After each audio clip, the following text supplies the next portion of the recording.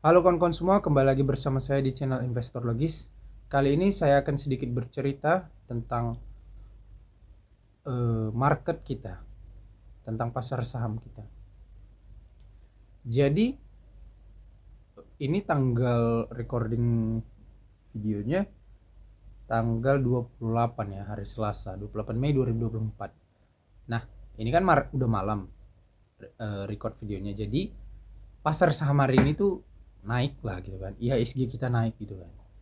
Beberapa saham ada yang naik, beberapa saham ada yang turun.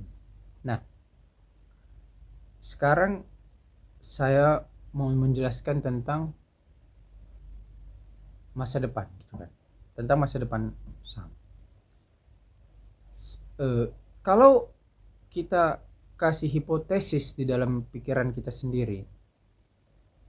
Hipotesisnya mengatakan, kenapa saya tidak membeli saja saham, contohnya ini ya, AMMN aman gitu kan, atau Petrosi, atau TPIA, Cuan, atau Panin Life, PNLF yang baru-baru ini naik. Nah, jadi ini yang saya katakan ini yang belakangan waktu ini terbang lah gitu kan. Kemudian kenapa saya nggak membeli saham nikel gitu, sektor nikel gitu kan? Ya kayak Inco atau Vale, Harum Energi, Antam gitu kan. Nah, jawabannya adalah karena kita tidak mampu untuk mengetahui segala hal. Jadi kita harus sadar dulu bahwasanya kita harus menerima kita tidak bisa untuk tahu semua hal gitu. Kalau saya tahu besok saham apa yang mau terbang, iya, kalau gitu saya udah gak bikin video YouTube ini lagi dong. Ngapain saya peduliin orang lagi? Kalau saya udah tahu semuanya sama apa yang mau terbang kayak cenawang, bisa saya tahu besok AMMN naik 13% atau jam sekian dia turun lagi jadi hanya naik 3%. Bagaimana orang yang udah dipilih pucuk ya rugi 10% dalam beberapa jam. Who knows? Gak ada yang tahu. Siapa yang tahu besok Penin ada isu mau diakuisisi sama bank besar dari Jepang. Siapa yang tahu eh, BRPT bakal turun sedalam itu setelah naik setinggi itu. Siapa yang tahu? Gak ada gitu. Jadi apa gunanya kita mempelajari suatu metode untuk meyakinkan dan mengamankan diri kita gitu. Misal saya ada pertanyaan, saya buat pertanyaan sendiri gitu. Kenapa saya nggak membeli saham aman? Padahal dalam satu minggu terakhir dia tumbuh 20 atau 30%. Kenapa saya nggak beli brand, cuan atau TPIA? Kenapa saya saat BRPT naik terjauh tinggi saya nggak beli? Kenapa saya Inco nggak saya beli?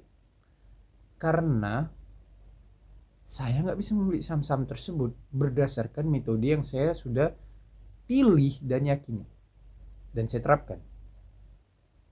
Seperti video-video sebelumnya yang sudah saya bahas, kalau kalian tonton, metode dividend value investing itu tidak akan pernah membiarkan kita membeli saham yang bervaluasi PE ratio di atas 9 kali atau price to book value di atas 1 kali. Tidak akan pernah juga mengizinkan kita untuk membeli saham yang tidak membagi dividen. Tidak pernah juga mengizinkan kita untuk membeli suatu saham yang dinilai sangat tinggi dibanding valuasinya.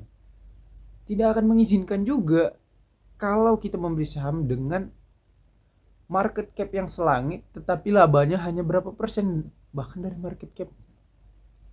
It's impossible bagi dividend value investor. Nah, kenapa impossible? Ya tadi alasannya, valuasi, dividen, tingkat laba. Jadi tetapi kalau seperti itu, kenapa orang itu naik gitu kan? Ya intinya naik tetap naik dong. Uang saya tetap bertumbuh gitu. selagi order booknya masih ada gitu. Nah, kalau kenapanya naik, untuk alasannya mungkin saya bisa menjelaskan sedikit. Saya harus memakai dan kembali lagi pada teori hukum ekonomi aja, yang mengatakan ketika suatu barang permintaannya sangat tinggi tetapi penawarannya terbatas, maka harga barang tersebut akan naik. Sebaliknya, kalau misalnya penawaran terhadap suatu barang atau persediaannya terlalu banyak tetapi permintaannya sedikit, maka harga barang tersebut akan jatuh. That's the logic for economic law. Nah, kalau kita pakai dalil itu, maka cara mengaplikasikannya, saham yang naik-naik itu saham beredarnya sedikit tetapi permintaannya sangat banyak. Gini misalnya ada saham beredar 1 miliar, ya kan, 1 miliar saham beredar. Nah, katakanlah dari 1 miliar ini 70% dikuasai oleh owner, pemilik, ya kan. Kita nggak tahu yang dikuasai owner ini bergerak atau enggak, diperjualbelikannya atau enggak per perdagangan per hari, ya. Nah, kita anggap saja 30% yang berada di publik. Oke. Artinya dari 1 miliar kalau 30% ada 300 juta lembar saham.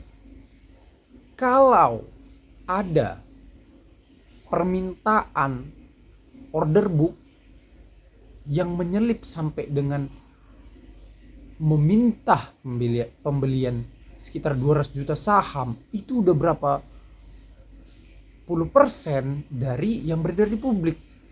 Otomatis harga akan naik.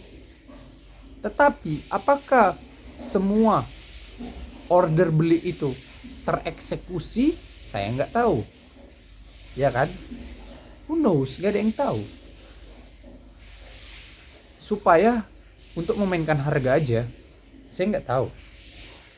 Dan pertanyaan berikutnya, siapa yang punya uang sebanyak itu? Otomatis bukan retail.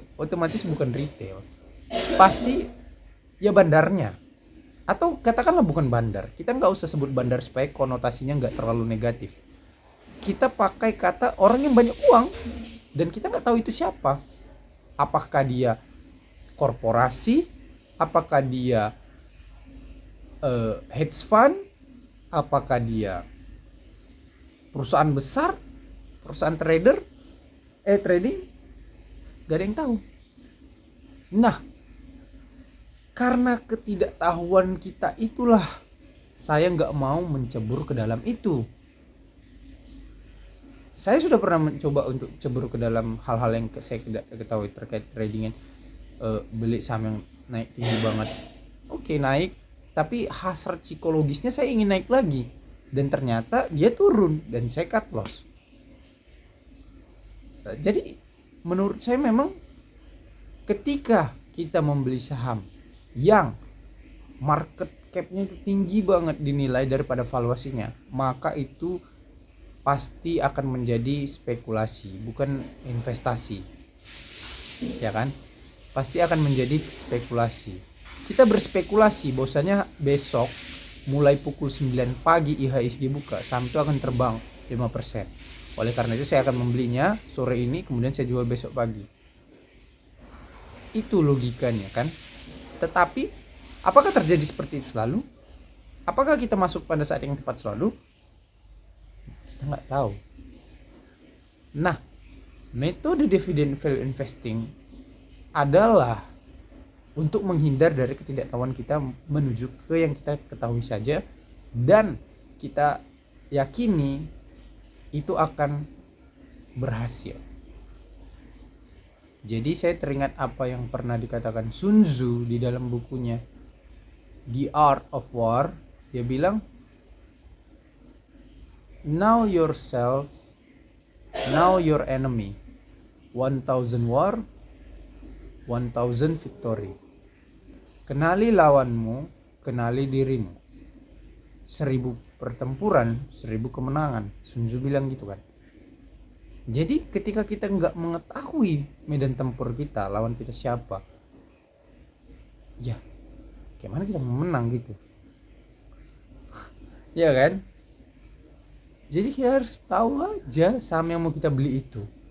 Dan kemudian kita tahu kita pasti akan menang. Katakanlah tidak ada hal yang pasti.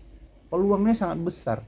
Dan kita harus, itu tadi plan B itu kan. Dan kalaupun yang kita kalkulasi itu salah, maka plan B tadi akan menyelamatkan kita. Nah, dalam konsep metode dividend value investing, itulah yang disebut dengan dividen.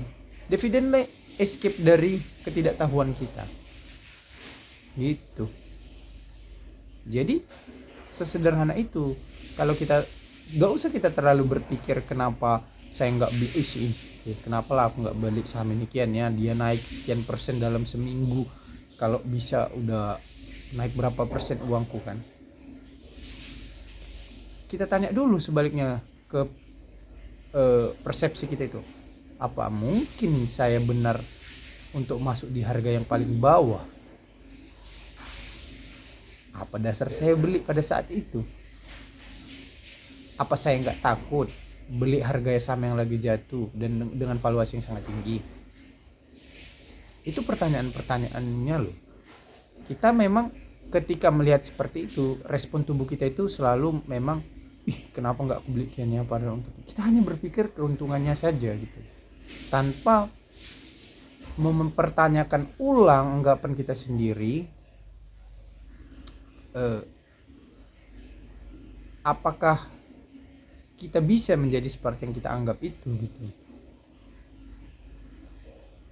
untuk hal yang kita tidak ketahui dan kuasai medannya. Full spekulasi. Saya rasa itu tidak benar gitu. Kita akan terjebak dan masuk ke dalam lubang yang menyedihkan. Oke kawan-kawan, itu saja yang bisa saya sampaikan. Semoga bisa bermanfaat. Semoga dengan sedikit sumbangsi saya, dengan pikiran saya, suatu saat di masa depan bursa saham kita akan lebih rasional. Oke, sampai jumpa di video berikutnya. Terima kasih untuk kawan-kawan yang sudah menonton. Jangan lupa subscribe dan komen ya. Thank you. Halo kawan-kawan semua, khusus untuk kamu yang masih pemula dan dari nol sekali, saya sudah menyiapkan ebook untuk belajar langkah-langkah investasi saham dari nol lewat ebook ini. Ebook ini akan membantu dan menuntun kamu sampai kamu sah layak disebut menjadi investor saham. Untuk kamu yang sudah paham dasar-dasar investasi saham, saya menyiapkan ebook ini khusus untuk mendalami metode investasi saham yang saya gunakan, yakni Dividend Value Investor. Untuk kamu yang ingin tahu caranya, saya menjual ebook ini khusus untuk kamu ya. Nah, khusus untuk kamu yang ingin langsung belajar lengkap langkah-langkah investasi saham dari mulai nol sampai ke ilmu terakhirnya, kamu bisa langsung memiliki 3 ebook ini. Semua pengetahuan yang saya ketahui sudah saya tuangkan di sini. Kalau kamu butuh dan tertarik, silakan chat WA nomor di samping ini ya. Terima kasih. Nah, untuk kamu yang berminat belajar kelas online private ataupun offline, silakan hubungi nomor di bawah ini ya.